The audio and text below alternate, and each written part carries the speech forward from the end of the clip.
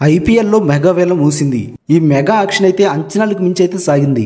మొత్తం 182 మంది ఆటగాళ్లను కొనుగోలు చేసిన 10 ఫ్రాంచైజీలు ఇందుకోసం 639.15 కోట్లు అయితే ఖర్చు పెట్టింది. ఇందులో 62 మంది విదేశీ ఆటగాళ్లు అయితే ఉన్నారు.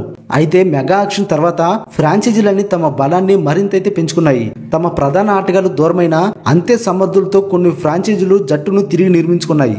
అయితే ఓపెనింగ్ జోడీలపై అభిమానుల్లో ఆసక్తి పెరిగింది.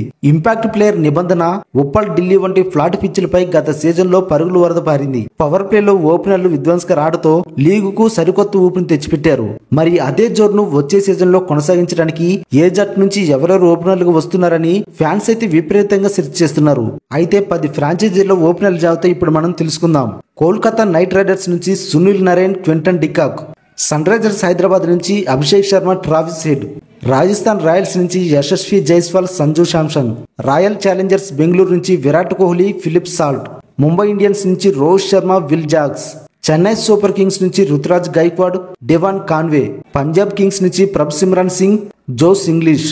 ఢిల్లీ క్యాపిటల్స్ నుంచి కేఎల్ రాహుల్, జేక్ ఫ్రేజర్ మెక్గార్క్.